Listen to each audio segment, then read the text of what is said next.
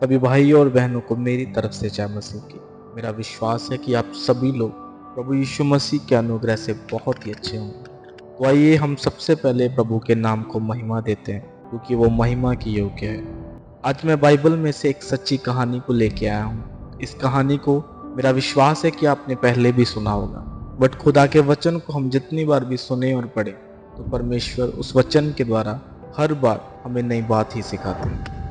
आज की कहानी बहुत ही खास है हम सभी लोगों के लिए। तो आइए हम आज जानेंगे कि धरती की क्रिएशन के बाद बाइबल में पहला मर्डर कब हुआ था। मीन्स कि इस धरती का पहला कत्ल कब हुआ, क्यों हुआ और किसने किया। इस वीडियो के लास्ट तक जरूर बने रहें, क्योंकि शैतान कभी नहीं चाहेगा कि आप इस वीडियो को पूरा देखें और खुदा के पाक कलाम को, खुदा के दिल को समझने पाएं। तो आइए हम वीडियो को स्टार्ट करते हैं।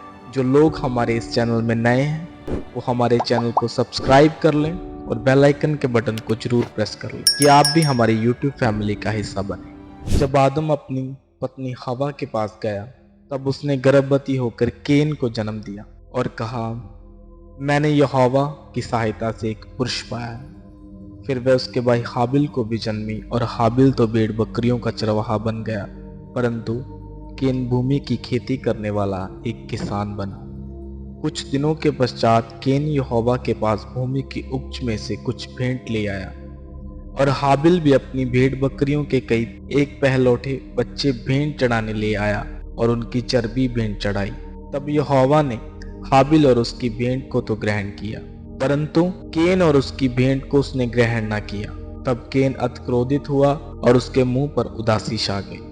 मेरे प्रियो, सोचने वाली बात यह है कि केन की भेंट क्यों नहीं स्वीकार हुई। हाबिल ने अपनी भेंट में से क्वालिटी फूड को खुदा के सामने रखा, जो कि बिना किसी लालच का था। बट केन की भेंट उसकी भूमि की उपज में से जो कुछ बचा कुचा था, केन ने उसमें से परमेश्वर के सम्मुख भेंट में चढ़ाया। मेरे प्रियो, अगर खुदा हमारे लिए हर एक चीज को बेस्ट देता है तो क्या हमें भी खुदा को अपना बेस्ट नहीं देना चाहिए। अगर आज आप खुदा को अपना बेस्ट दोगे तो खुदा फिर ही आपको अपना बेस्ट देने पाएगा। अगर आप बिजी शेड्यूल में रहकर भी खुदा के लिए टाइम निकालोगे, प्रतिदिन प्रेयर में रहोगे, ऐसे नहीं कि टाइम मिला तो 5-10 मिनट प्रार्थना कर ली, तो क्या आप सोचिए खुदा को आप अपना क्वालिटी टाइम दे रहे हैं या नहीं। तो सोचिए, क्या आपकी प्रेयर रिक्वेस्ट खुदा कबूल करेगा या नहीं। यही एक कारण था कि केन की भेंट स्वीकार नहीं हुई।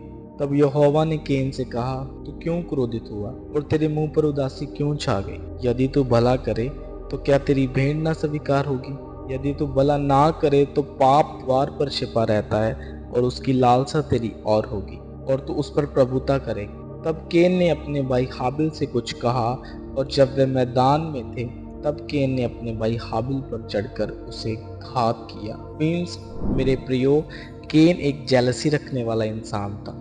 उसके मन में हर वक्त पाप, वैर विरोध की ही बातें अपने भाई के प्रति चलती रहती थी, क्योंकि हाबिल हर वक्त हर्ष और उल्लास से भरकर परमेश्वर को भेंट चढ़ाता और प्रसन्न करता था।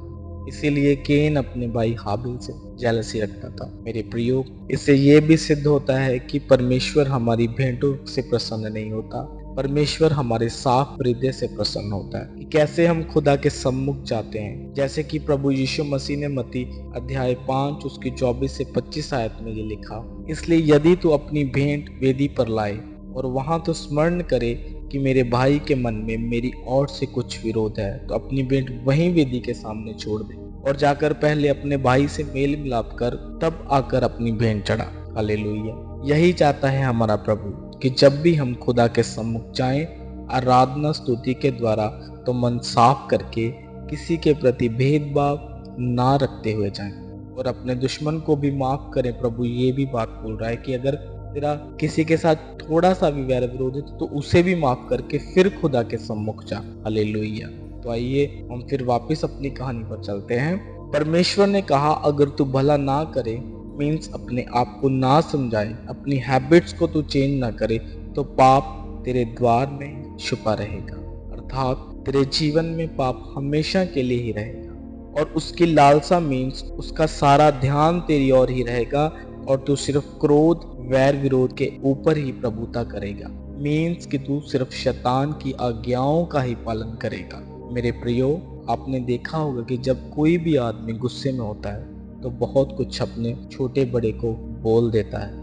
इसी तरह जब दोनों भाई काम के लिए अपने खेत में गए तो केन ने हाबिल से कुछ कहा, तो केन ने गुस्से में आके हाबिल को मारा, मीन्स हाबिल का कत्ल कर दिया। उसने जेलसी में आके अपने मन में विरोध रखा अपने भाई के लिए और अपने भाई का ही कत्ल कर दिया। बाइबल में लिखा उसने अपने भाई को कत्ल करके उसे छुपा दिया, दफना दिया। तब यहोवा ने केन से पूछा, तेरा भाई हाबिल कहाँ है? उसने कहा, मालूम नहीं, क्या मैं अपने भाई का रखवाला हूँ? मेरे प्रियो, यहाँ पर आप देख सकते हैं कि परमेश्वर को सब पहले से ही पता था। बट जब परमेश्वर ने केन से पूछा कि तेरा भाई कहाँ है, तो केन ने अपनी गलती को परमेश्वर के आगे स्वीकार नहीं किया बल्कि उसको डिनाई किया। उसने परमेश्वर को आंसर दिया कि मुझे क्या पता, मैं उसका रखवाला थोड़ी ना हूँ। उसने कहा, तूने क्या किया है? तेरे भाई का लहू भूमि में से मेरी और चिल्लाकर मेरी दुहाई दे रहा है। हाबिल का ये लहू इस धरती का बहाया हुआ पहला लहू था, मीन से धरती पर होने वाला फर्स्ट मर्डर था जो अपने जस्टिस के लिए, अपने न्याय के लिए दुहाई दे रहा था। हालेलुया। इसलिए अब भूमि जिसने तेरे भाई का लहू तेरे हाथ से पीने के लिए अपना मुंह खोला, उसकी ओर से तू शापित है। चाहे तू भूमि पर खेती करे तो भी उसकी पूरी उपज फिर तुझे ना मिलेगी और तू पृथ्वी पर बहुते और भगोड़ा रहेगा। तब केन ने यहोवा से कहा, मेरा दंड सहने से बाहर है। तूने आज के दिन मुझे भूमि पर से निकाला है और मैं तेरी दृष्टि की आड़ में रहूंगा और पृथ्वी पर बेहेतु और भगोड़ा रहूंगा, और जो कोई मुझे पाएगा मुझे घात करेगा। इस कारण यहोवा ने उससे कहा, जो कोई केन को घात करेगा उसे 7 गुना पलटा लिया जाएगा। और यहोवा ने केन के लिए एक चिन्ह ठहराया, ऐसा ना हो कि उसे पाकर कोई मार डाले। मेरे प्रियो, ये चिन्ह परमेश्वर ने इसलिए ठहराया ताकि केन की तरह वैर विरोध से बढ़कर, जेलसी से बढ़कर, जिस तरह इसने ये हत्या की, कोई और इस धरती पर दोबारा किसी को मार ना सके। इसीलिए परमेश्वर ने ये चिन्ह ठहराया। मेरे प्रियो, आइए हम जानेंगे कि हमें केन और हाबिल की कहानी से क्या सीखने को मिला। सबसे पहले मैं आप सभी को बता दूं कि हमारा परमेश्वर हमारी भेंटों को नहीं, हमारे मन को देखता है। हम किस प्रकार के मन से परमेश्वर के सम्मुख चाहते हैं। जिस तरह परमेश्वर ने अपना इकलौता पुत्र प्रभु यीशु मसीह हमारे लिए दे दिया, हमारे गुनाहों के लिए, पापों के लिए, इसी तरह हमें भी खुदा को वेस्टेज नहीं बल्कि खुदा को अपना बेस्ट देना चाहिए और अपनी गलतियों को स्वीकार करके उसके लिए माफी मांगनी चाहिए। पश्चाताप वाला मन लेके खुदा के साथ जाना चाहिए।